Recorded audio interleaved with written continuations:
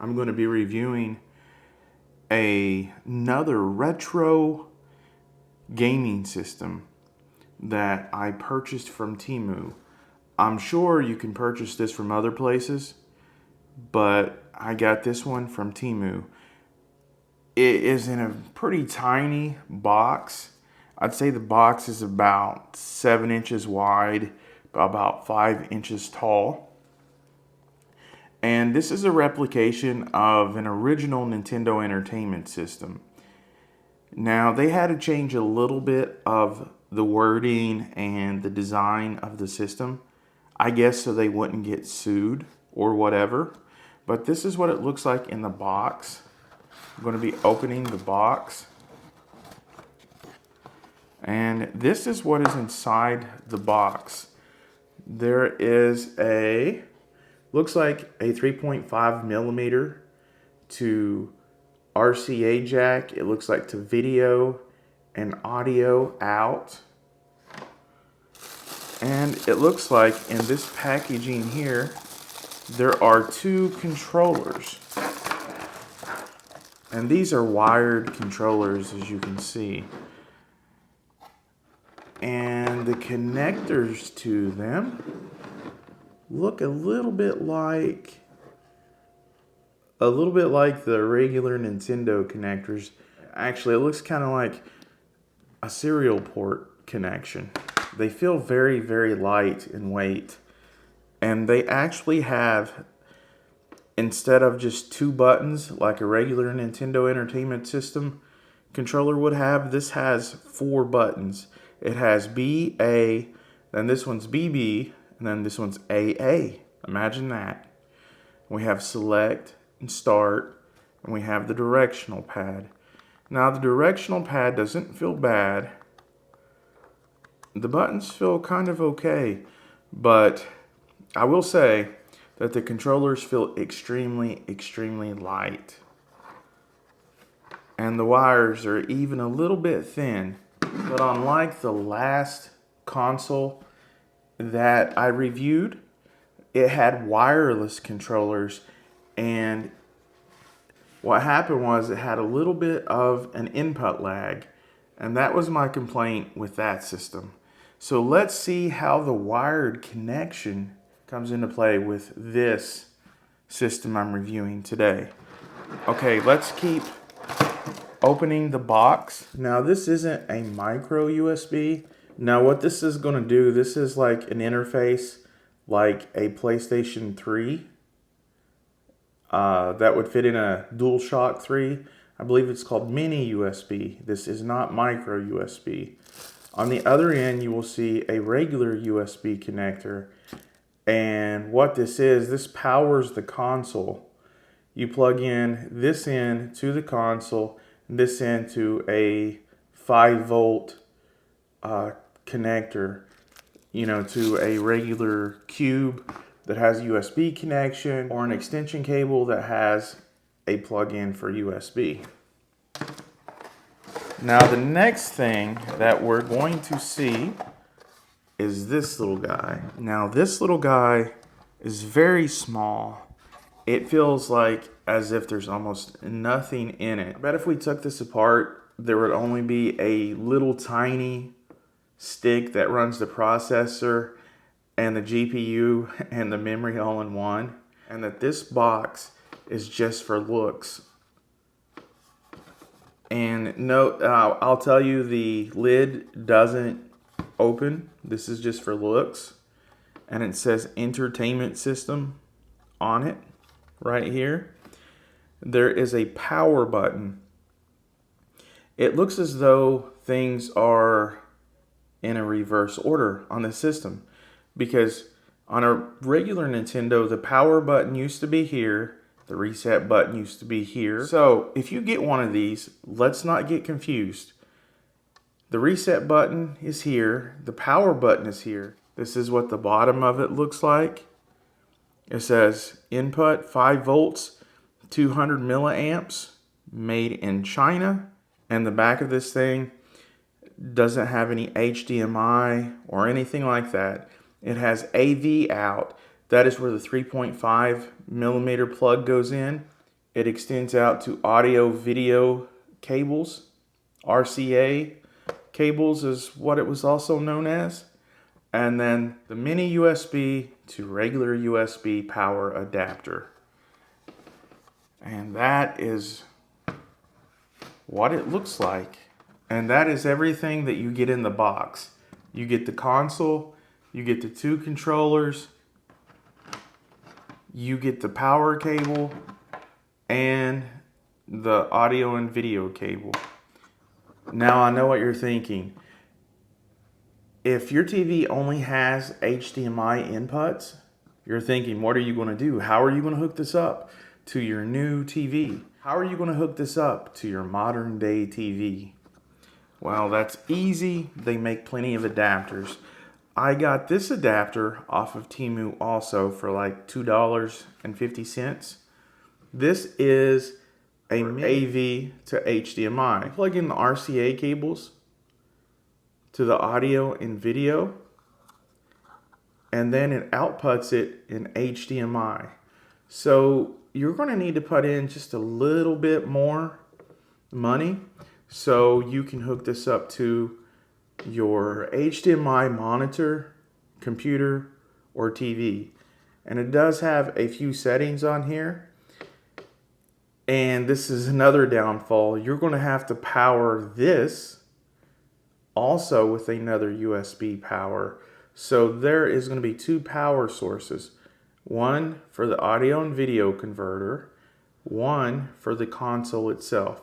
So there is a negative there compared to the other console. And depending on what region you are in, you can select PAL, which is outside of the United States, usually European countries, or NTSC if you are inside the United States. I paid $12 for the system, $2.50 for the audio and video converter, for a grand total of $14.50.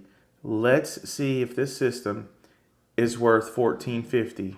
This system also advertises that it has 620 games built in.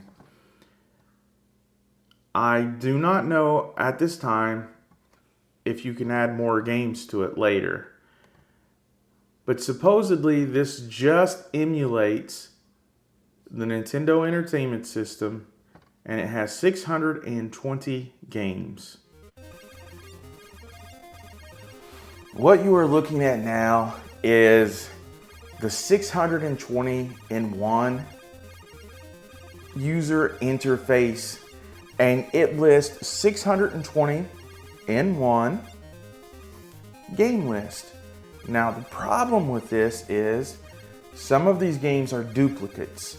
So there's not near 620 games. There's more like, I would say, 200 to 250. And a lot of these games are something that you've never heard of before, like Mario 14, which I will be getting into that later. There's Mortal Kombat 4, which never existed on the NES, on the Nintendo Entertainment System. And it's not good. It's not good putting such a newer game onto such an older system. I'll get into that later. And there are games that are misspelled, and also games that are either in full Chinese or Japanese. And basically I didn't know what the heck was going on as I was playing the game. And then there are those games, like I said, that are just made up that you've never heard of before, and they decided to put on this emulator machine. But even with all of those flaws, there are some games that you're going to recognize, that I recognize from our childhood, from the retro era, that brings back a little bit of nostalgic greatness. First up, we have Super Mario Bros. 1. And I'm going to let you listen a little bit to how it sounds.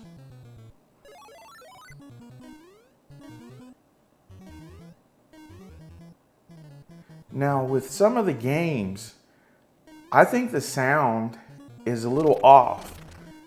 For this game, pretty much it's okay on some of the levels. On the first level, it was a little fast. So you may run into sound problems on some of the games. But this game overall was okay.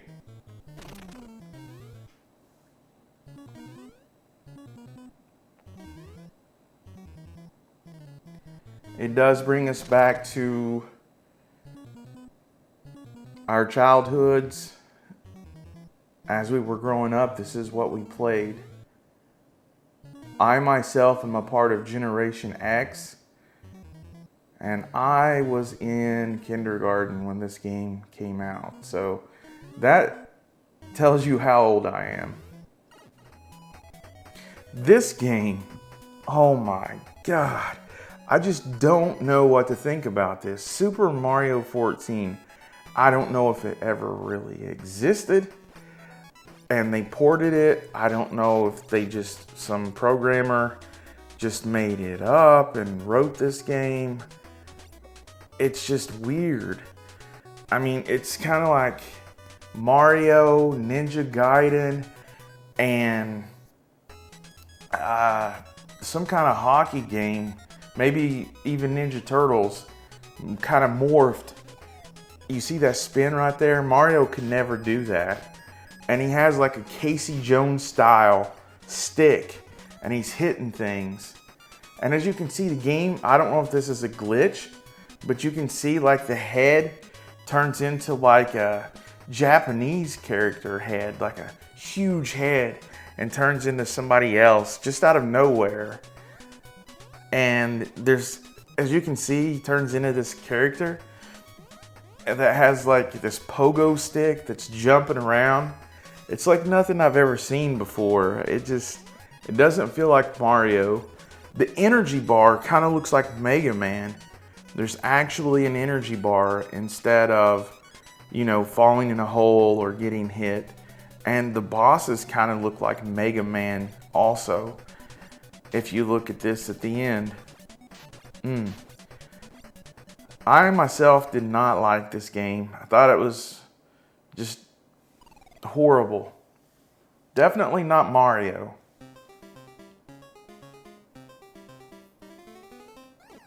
Next up is a classic for every generation. Now, believe it or not, it played this game pretty well. The sound was pretty great, and I liked it. I could play Pac-Man all the time.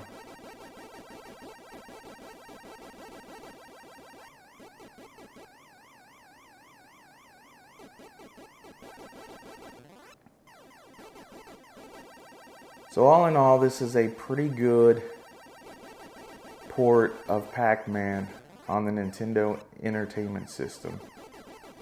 These are some of my favorite games that I'm going to be showing you that was on the list. You might have different preferences, but I just wanted to show you these to show you how it emulates the games, the quality.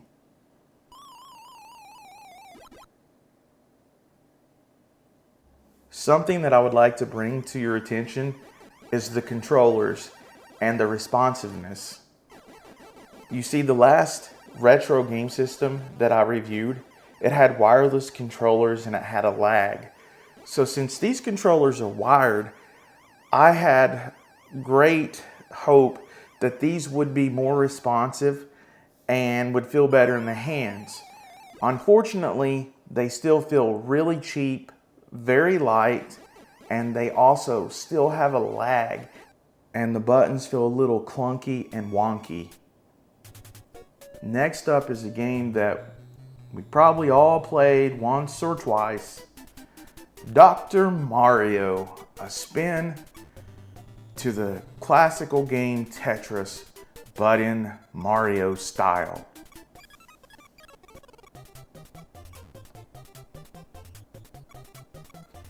This is another one of the games that played overall really well, and I actually enjoyed this game. So there are a few games on this emulator that I really enjoyed playing, and I felt it was worth the money that this emulator cost.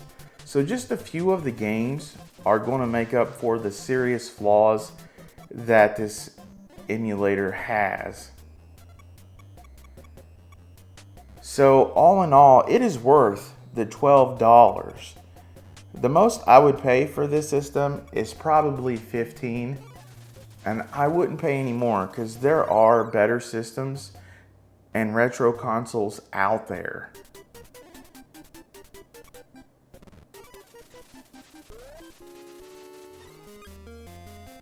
Next up is another classic. I'm sure you guys can recognize this. I believe it came out in 1989, give or take a year, but it is Super Mario Bros. 3. I remember playing this game when it first came out, and I was just awestruck. Mario was back with a vengeance. Now, this is another game that plays pretty well, and the sound is pretty good on this game. I am a little disappointed by the controls though. It lags a little bit, and lagging can really throw off your game, especially when you're running and jumping. It will make you fall into the holes, which is already annoying, even if you're playing without any lag. But it definitely makes it a lot harder and more aggravating. Raccoon Mario. It has been a minute since I've played this game, and it just brings back a lot of memories. So I'm gonna go ahead and wrap up this review with Super Mario Bros. 3. This system overall, it does have some sound glitches. It does have some control problems and lag on the controls. You do have to buy an HDMI adapter if you don't have RCA input jacks.